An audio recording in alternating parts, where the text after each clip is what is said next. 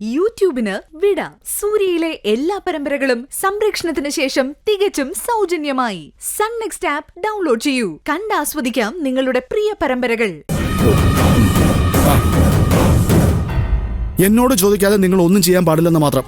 ശരി അജയ, എന്നാ നീ ഇവനെ വണ്ടി കിട്ടുന്ന സ്ഥലത്ത് എവിടെയെങ്കിലും ഉണ്ടാക്കിട്ടോ. ശരി വേണ്ട ഏട്ടാ, ഞാൻ പൊയ്ക്കോളാം.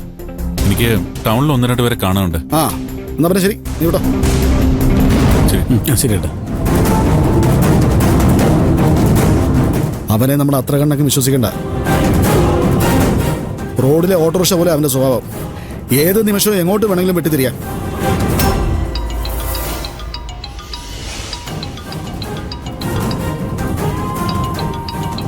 ആ വക്കീല. പറഞ്ഞ വക്കീലേ. എന്താ വക്കീലേ?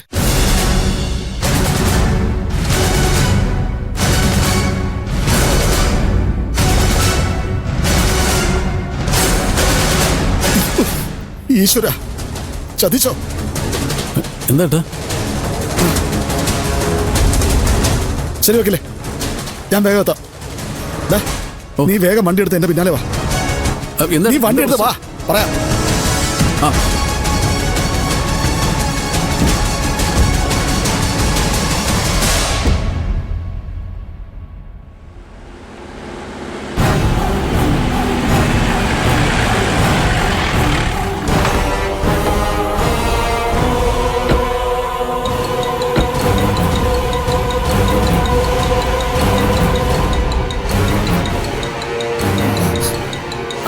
എന്താ sir? We are from ED. ഈ വീട് ഞങ്ങൾക്കൊന്ന് സെർച്ച് ചെയ്യണം. വിശ്വേട്ടൻ ഇവിടെ ഇല്ല. That's none of our matter. ഈ വീട് ഞങ്ങൾക്കൊന്ന് സെർച്ച് ചെയ്യണം. Come on. എൻക്വയറി കഴിയുന്നവരെ ഈ വീട്ടിൽ നിന്ന് ആരും പുറത്തേക്ക് പോകാനോ ഫോൺ ചെയ്യാനോ പാടില്ല.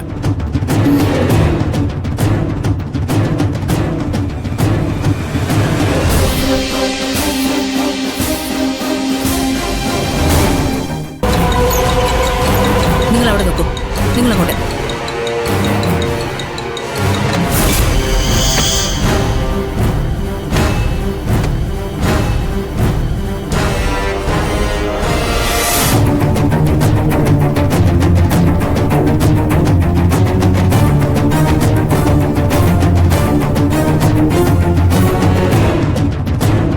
ഒന്നുമില്ല മേഡം. അവിടെയും ഒന്നുമില്ല മാഡം. ഓക്കെ, എന്നാ വാ. നിങ്ങളാരാ? ഞാനിവിടുത്തെ സെർവന്റാ. ശരി, കം ഓൺ.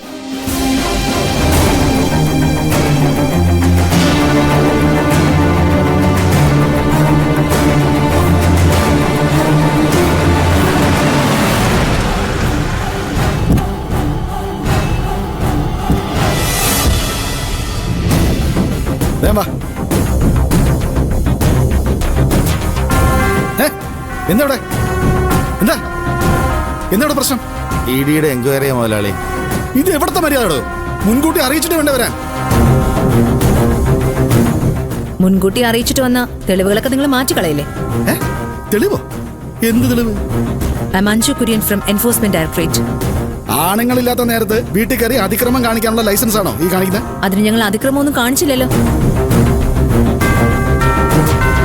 1500 കോടിയുടെ അനധികൃതമായ സ്വത്ത് താങ്കളുടെ കൈവശമുണ്ടെന്ന് റിപ്പോർട്ട് കിട്ടിയതിന് പ്രകാരം ഇഡി അന്വേഷണത്തിന് കേന്ദ്ര സർക്കാർ ഉത്തരവിട്ടിരിക്കുക.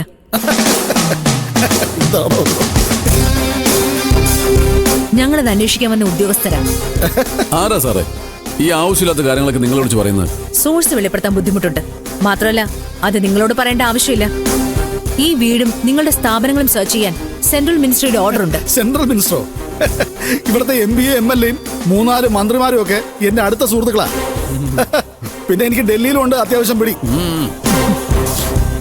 എന്താ ചിരിക്കുന്നേ? എന്തോ ചിരിക്കുന്നത്? അല്ല, ഡൽഹിയിൽ പിടിയുള്ളതുകൊണ്ടാണല്ലോ ഇങ്ങനൊരു ഓർഡർ വാങ്ങിച്ചെടുത്തത്. സാറെന്നെ അങ്ങനെ കളിയാക്കൊന്നും വേണ്ട കേട്ടോ. കെട്ടാൻ ഉത്തരവിട്ടവരെ കൊണ്ട് തന്നെ അഴിപ്പിക്കാനും വിശ്വനാഥൻ അറിയാം. ഇത് ആലപ്പുഴയിലെ കളിയല്ലല്ലോ വിശ്വനാഥൻ മുതലാളി, ഡൽഹിയാ. അങ്ങ് ഡൽഹി. ഓ അറിയാം സാറേ, ഇന്ത്യയുടെ തലസ്ഥാനമല്ലേ ഡൽഹി. യുപിക്കും ഹരിയാനയ്ക്കും ഇടയിലുള്ള ഇത്തിരി പോരമുള്ള ഒരു കപ്പലിന്റെ വലുപ്പമുള്ള ഒരു സ്ഥലം. ഞാൻ ഒരുപാട് തവണ അവിടെ പോയിട്ടുണ്ട്. അവിടെ റെയിൽവേ സ്റ്റേഷന് മുമ്പിലേ നല്ല ചൂട് വടപ്പാവ് കിട്ടും. ഇയാളെന്താ കളിയാക്കാണ്? അങ്ങനെ തോന്നിയോ മുതലാളി? ഇക്കുറി കളി ഈടിയോടാ. ഇത് കടുക്കും കേട്ടോ.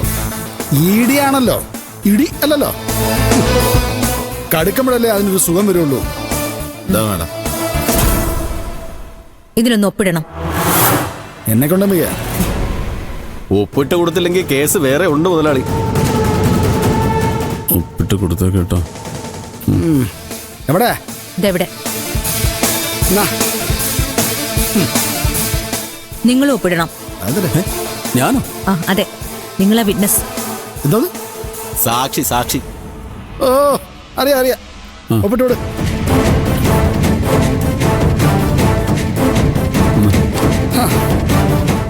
അപ്പൊ പോട്ടെ മുതലാളി. ഭാഗ്യമുണ്ടെങ്കിൽ നമുക്ക് വീണ്ടും പുറത്തു വെച്ച് കാണാം. എന്നാ പിന്നെ വേഗം കേട്ടോ.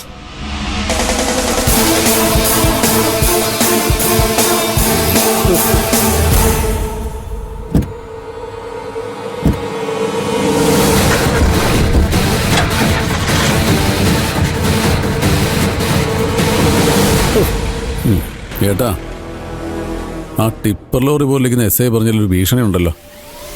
ആരോട് പോകാൻ പറ. എന്നാലും ഏത് നാറിയടാ ഇത്ര ക്ലിയർ ആയിട്ട് നമ്മളെ ഒറ്റ കൊടുത്തത്? ഇപ്പോഴത്തെ സാഹചര്യത്തില് അതൊട്ട് കണ്ടുപിടിക്കാനും പറ്റിയല്ല. അതെങ്ങനെയാ? ചുറ്റുമുള്ളത് മുഴുവൻ ശത്രുക്കളല്ലേ? അയ്യോ, നിങ്ങളല്ല പറഞ്ഞത്. നിങ്ങളിപ്പം നമ്മുടെ ടീമല്ലേ? കവരി.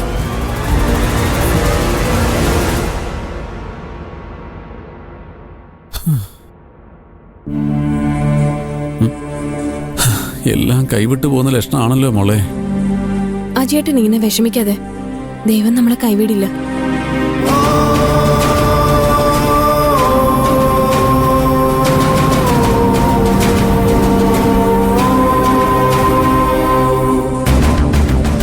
എന്നാലും ഏതവനാവും ഒറ്റി കൊടുത്തത്?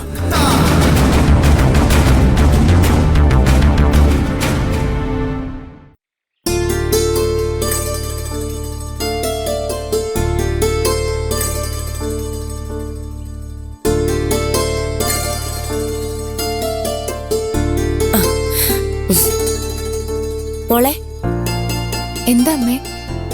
അമ്മ ഒന്ന് പുറത്തു പോവാ മോളെ. ആഹാരമൊക്കെ അകത്ത് അടച്ചു വെച്ചിട്ടുണ്ട്, എടുത്ത് കഴിക്കാൻ മറക്കല്ലേ. ഈ നേരത്തെ അമ്മ എങ്ങോട്ടാ? ഇത്തിരി ചോറും കറികളൊക്കെയാ. ഞാനതാ ഹരിക്കും ജനനിക്കും കൊടുത്തിട്ട് വരാം. പാവങ്ങള് കേറി താമസം തുടങ്ങിയല്ലേ ഉള്ളൂ. വല്ലതും വെച്ചുണ്ടാക്കാനൊക്കെ നേരം കിട്ടി കാണത്തില്ല മോളെ. ഇത്ര അടുത്ത് കിടക്കുമ്പോ നമ്മള് വേണ്ടേ സഹായിക്കാൻ? ഞാൻ കൂടെ വരണോ അമ്മേ? വേണ്ട മോളെ, നീ ഇരുന്ന് പഠിച്ചോ. ഈ സമയത്ത് നിന്നെ എങ്ങോട്ടെങ്കിലും വിളിച്ചു കൊണ്ടുപോയിന്ന് അവൻ അറിഞ്ഞ എന്റെ തല ചാടി പറിക്കും. ആ അതെ, ഞാൻ വേഗം പോയിട്ട് വരാം. ആഹാരം എടുത്ത് കഴിക്കാൻ മറക്കല്ലേ. കഴിച്ചോളാം അമ്മേ.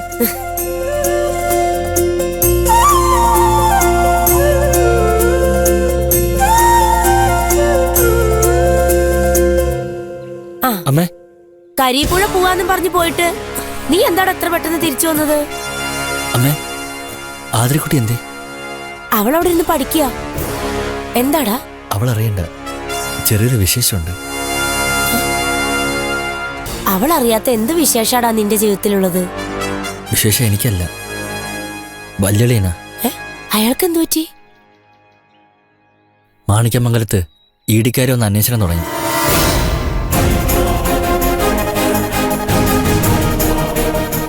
ഈടിക്കാരോ? ആരാടാ അത്? അമ്മ, എൻഫോഴ്സ്മെന്റ് ഡയറക്ടേഴ്സുകാര്. അമ്മ ഈ പത്രത്തിലും ചാനലൊക്കെ കാണാറില്ലേ? വലിയ വലിയ രാഷ്ട്രീയക്കാരുടെയും സിനിമാക്കാരുടെയും കള്ളപ്പണക്കാരുടെ വീട്ടിലൊക്കെ ഇപ്പൊ ഈടി വരണ സ്റ്റൈലല്ലേ? ആണോ? അപ്പോ വിശ്വനാഥിന് ഇതുകൊണ്ട് വല്ല ഗുണം ഉണ്ടോടാ മക്കളെ? അമ്മ ഇതെവിടാ ജീവിക്കുന്നേ? എന്റെ അമ്മേ, അവര് വല്യളിന് പത്മശ്രീ പുരസ്കാരം കൊണ്ടുവന്ന് കൊടുക്കാൻ വന്നതൊന്നുമല്ല, അനധികൃതമായി സമ്പാദിച്ചതിന്റെ ഒക്കെ തെളിവെടുക്കാൻ വന്നതാ. അപ്പോ 1500 കോടി അവന്മാരെ അടിച്ചോണ്ട് പോവാടോ മക്കളെ? അങ്ങനെയൊന്നും പറയാൻ പറ്റിയൊന്നുമില്ല. കണക്കില്ലാത്ത സ്വത്താണെങ്കിൽ കണ്ടു കെട്ടേന്നെ ചെയ്യും. ഇതെന്തുവാടാ, പുതിയതായിട്ട് എങ്ങാനും ഉണ്ടായ പോലീസാണോ? അല്ല, അതൊക്കെ 10-67 വർഷമായിട്ട് ഇവിടെ തന്നെ ഉണ്ട്. പിന്നെ ഭരിക്കുന്നവരുടെ മിടുക്ക് പോലെ ഇരിക്കും ഓരോ ഡിപ്പാർട്ട്മെന്റ് ഉപയോഗിക്കുന്നത്. ചുരുക്കം പറഞ്ഞ വല്യണ്ണന്റെ കാര്യത്തിലൊരു തീരുമാനമായി അല്ലേടാ?